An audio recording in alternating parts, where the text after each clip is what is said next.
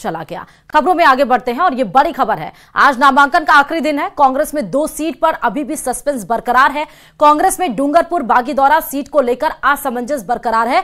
Dungarpur Bagidora seat पर कौन होगा कांग्रेस का उम्मीदवार, क्योंकि आज सुबह 11 बजे से लेकर शाम के 3 बजे तक ही या दोपहर के 3 बजे तक ही सिर्फ नामांकन, सिर्फ 4 घंटे की ही मोहलत है, समय है जब आप अपने नामांकन को दाखिल कर सकते हैं दूसरे चरण के लिए, जो 26 अप्रैल को होने जा रही है, जहां पर 13 सीटें पर मतदान होगा। लेकिन डूंगरपुर लोकसभा सीट पर अभी तक कांग्रेस ने अपना उम्मीदवार नहीं उतारा है। बागीदौरा विधानसभा सीट पर भी अभी प्रत्याशी कांग्रेस की तरफ से घोषित नहीं किया गया है।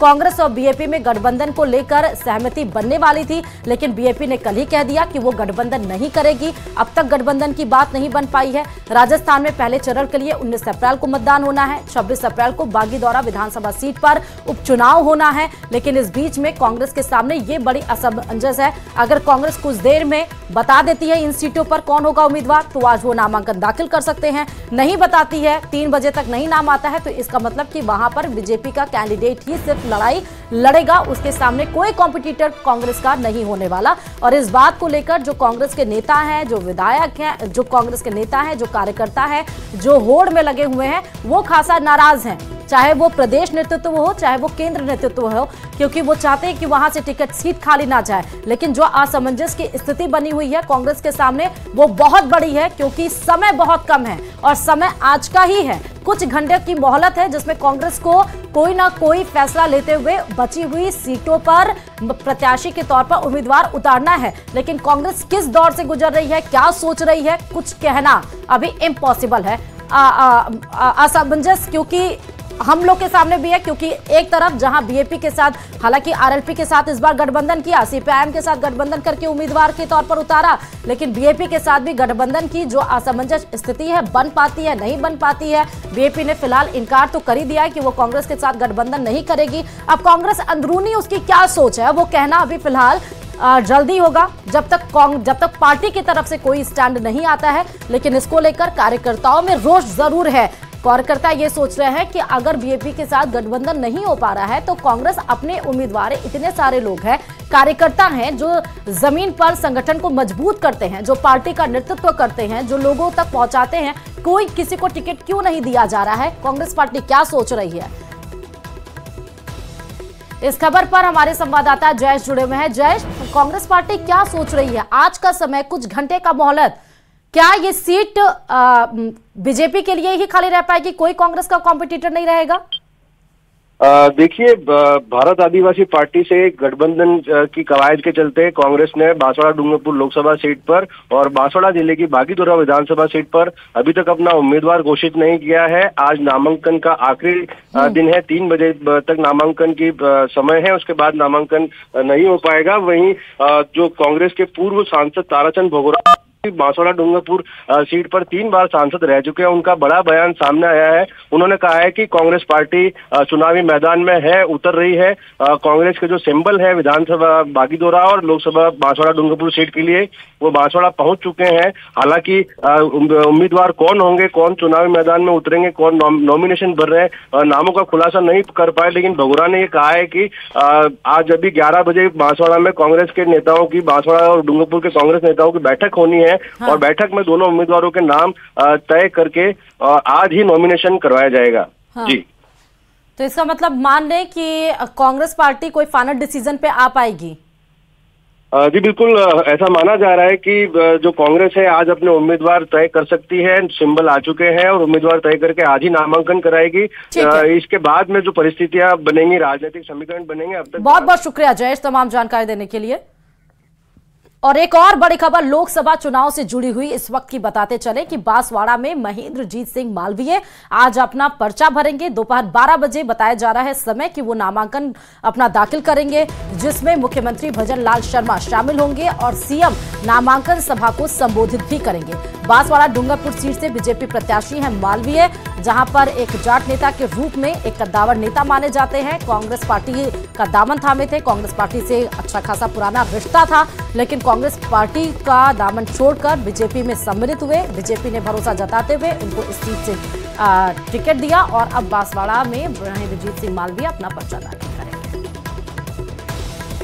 बांसवाड़ा डूंगरपुर भाजपा लोकसभा प्रत्याशी महेंद्रजीत सिंह मालविया है। इनसे हम जानेंगे कि ये चुनावी जो मैदान आज नामांकन भर रहे हैं वो किस मुद्दों के साथ जनता के बीच जाएंगे, उनसे ही जानेंगे। आप बताइए किस मुद्दों के साथ जनता के बीच में जाएंगे?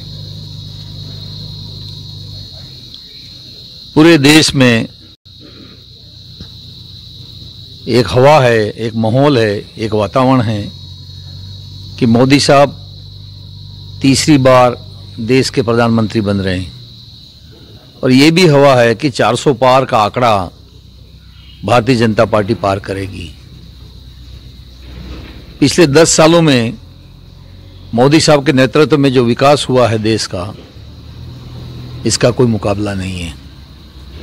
और मोदी साहब का ऐसा कहना है कि अभी इस देश के अंदर बहुत अच्छे और बहुत बड़े कामों की आवश्यकता है और इसलिए तीसरी बार देश के प्रधानमंत्री बनेंगे। ये देश दुनिया में बहुत ताकतवर देश के रूप में उभर के आएगा। यहाँ की जनता की मांगे रेल की लगातार समय से चली आ रही है, इसको अब कब तक पूरा करेंगे?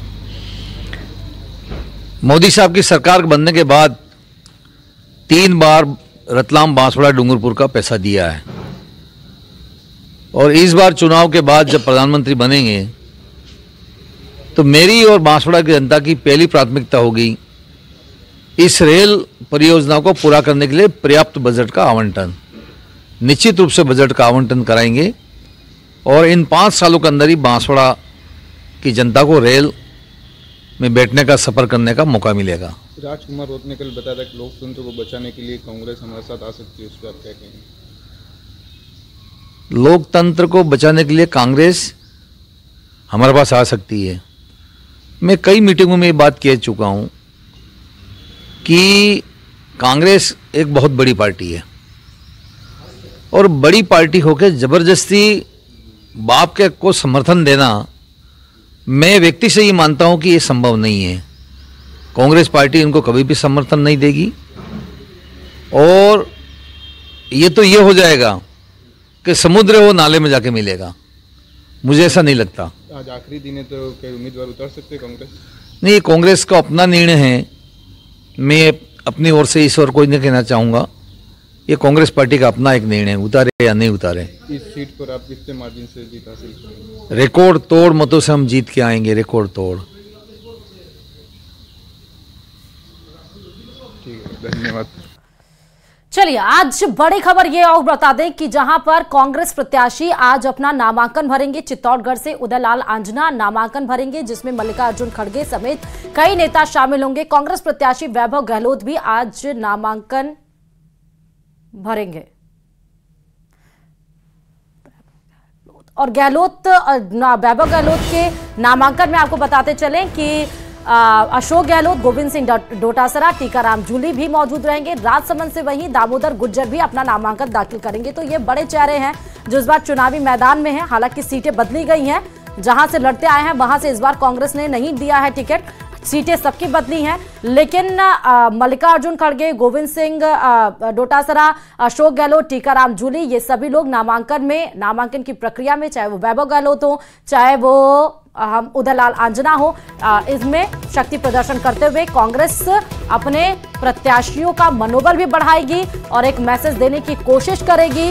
बीजेपी के मिशन 25 को पूरा टारगेट करते हुए आज नामांकन दाखिल करते समय कांग्रेस हमलावर भी दिखेगी। और एक और बड़ी खबर लोकसभा से जुड़ी हुई, बाड़मेर से रविंद्र सिंह भाटी आज अपना पर्चा भरेंगे। निर्दलीय चुनाव लड़ रहे हैं रविंद्र सिंह भाटी। पिछली बार टिकट कटने की वजह से नाराज चल रहे थे। रविंद्र सिंह भाटी ने मंच से ही ऐलान कर दिया था कि वो निर्दलीय चुनाव लड़ेंगे और जिस तरह उनके रैली में, उनके जनसभा में भीड़ एकत्रित हो रही है, वो जरूर धड़कने बढ़ा रही है, चाहे वो बीजेपी हो चाहे वो कांग्रेस। सबसे ज्यादा तो बीजेपी की धड़कने बढ़ा रही है। जनसभा को भी संबोधित करेंगे रविंद्र सिंह भाटी। आज निर्दलीय अपना नामांकन दाखिल करेंगे। लोकसभा चुनाव करीब है और बढ़ती गर्मी के साथ सियासी तापमान भी बढ़ता जा रहा है। वहीं जुबानी जंग भी तेज होती जा रही है। कैबिनेट मंत्री मदन दिलावर ने गहलोत और डोटासरा को लेकर अपना बयान दोहराया है। दिलावर ने कहा है कि वो दिन दूर नहीं जब दोनों जेल में होंगे। गहलोत ने पेपर की रखवाली की और उनकी सह पर ताले खोलकर पेपर बेचे गए हैं। देखिए रिपोर्ट। लोकसभा चुनाव के घमासान के बीच चुनाव प्रचार दम पकड़ता जा रहा है और फिलहाल बयान भी सुर्खियों में है। दिलावर साहब, सबसे पहले तो फिलहाल चुनावी जो माहौल है वो आपके नज़रिए से, आपके चश्मे से क्या कहता है?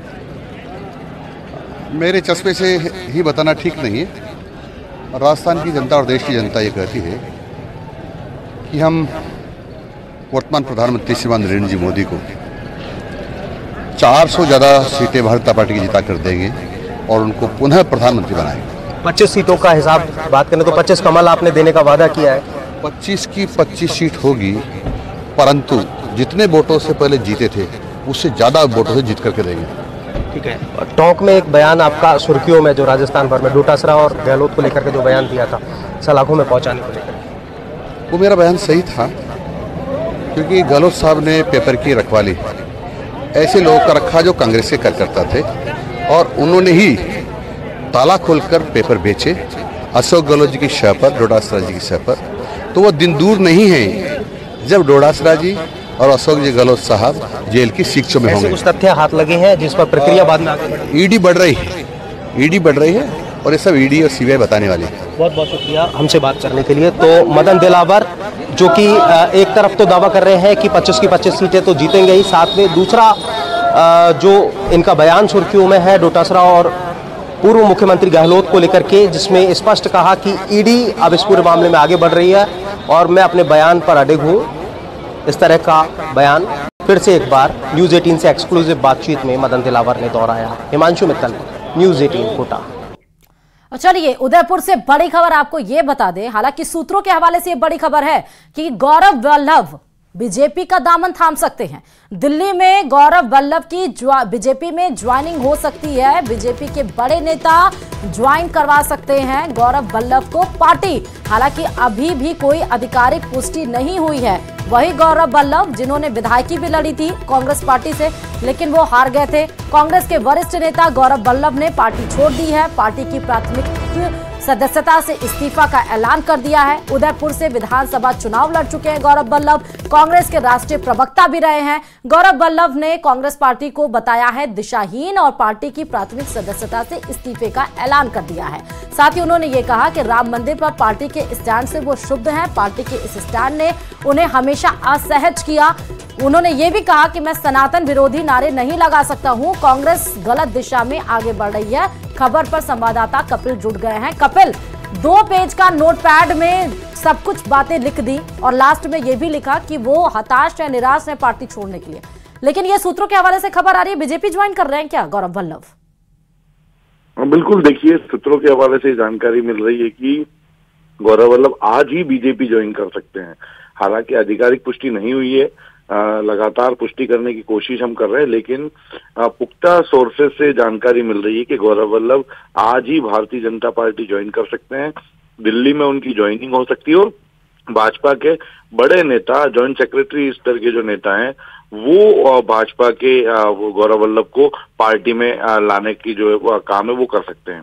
हालांकि आधिकारिक पुष्टि का इंतजार किया जा रहा है, लेकिन आप देखिए कि जिस तरह से गौरव वल्लभ ने अपने लेटर जो कि मल्लिकार्जुन खड़गे को लिखा है, उसमें जिस तरह की लैंग्वेज का उपयोग किया है, उससे भी ये अंदेशा नजर आता है, एक चर्चा का विषय बन गया है कि शायद वे भारतीय जनता पार्टी की ओर अपना रुख आगे ले जा रहे हैं। और यही वजह है कि उन्होंने कांग्रेस पार्टी के सभी पदों और प्राथमिक सदस्यता से इस्तीफा दिया है।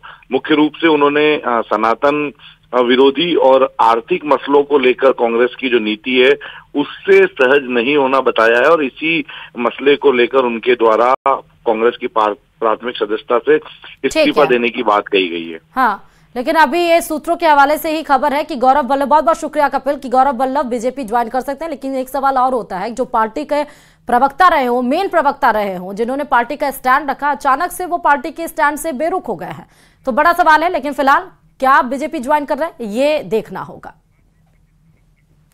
चलिए, आप 5 मिनट में 25 खबरें देख लेते हैं।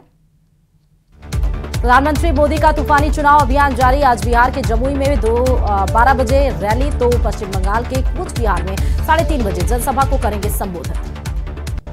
ताइवान के राष्ट्रपति ने पीएम मोदी का जताया आभार, ट्वीट कर लिखा, चुनौती भरे समय में समर्थन और सहयोग के लिए भारत के प्रधानमंत्री नरेंद्र मोदी के बहुत आभारी।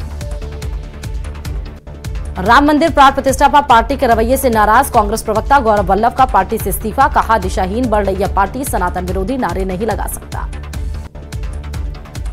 संजय निरुपम को कांग्रेस ने 6 साल के लिए निष्कासित किया। पार्टी अध्यक्ष मल्लिकार्जुन खड़गे ने पार्टी विरोधी गतिविधियों में निरुपम के शामिल होने के आरोप लगाए। दिल्ली में